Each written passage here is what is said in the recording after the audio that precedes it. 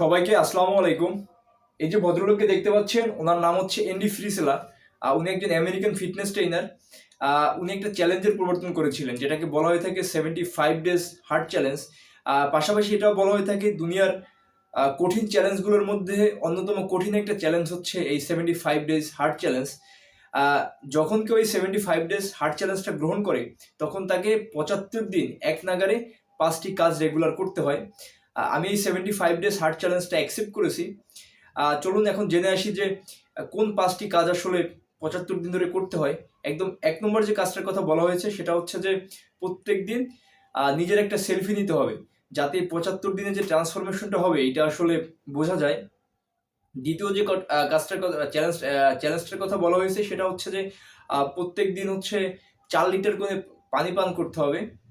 তৃতীয় যে কাজের কথা বলা হয়েছে সেটা হচ্ছে যে কোনো সেলফ ডেভেলপমেন্ট বা কোনো নন ফিকশন বই পড়তে হবে অন্তত 10 পেজ করে। কোনো গল্প, উপন্যাস বা নাটক বা কবিতার বই হতে পারবে না। আমি এক্ষেত্রে পবিত্র কোরআন মাজিদকে বেছে নিয়েছি। প্রত্যেক দিন 10 পেজ পেজ করে আসলে পড়ার চেষ্টা করব। চতুর্থ যে কাজটার কথা বলা হয়েছে সেখানে হচ্ছে যে স্পেসিফিক ডায়েট প্ল্যান আসলে ঠিক করতে হবে। এখানে আপনাকে বাইরের যত খাবার সেটাকে পরিত্যাগ করার চেষ্টা করতে হবে।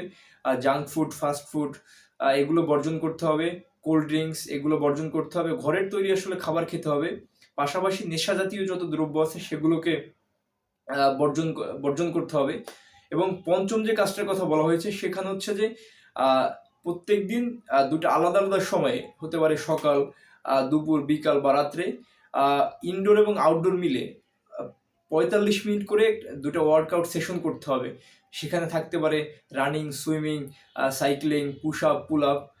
মানে আপনাকে ইনডোর এবং আউটডোর মিলে এই ওয়ার্কআউটটা করতে হবে।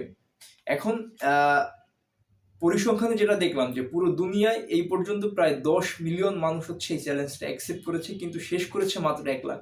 অর্থাৎ মাত্র 1% মানুষ হচ্ছে এই চ্যালেঞ্জটা ফুলফিল করতে পারছে। আমি ইনশাল্লাহ সর্বোচ্চ চেষ্টা করবো এটা শেষ করার জন্য। সবাই ভালো থাকবেন, সুস্থ থাকবেন। আল্লাহ হাফিজ।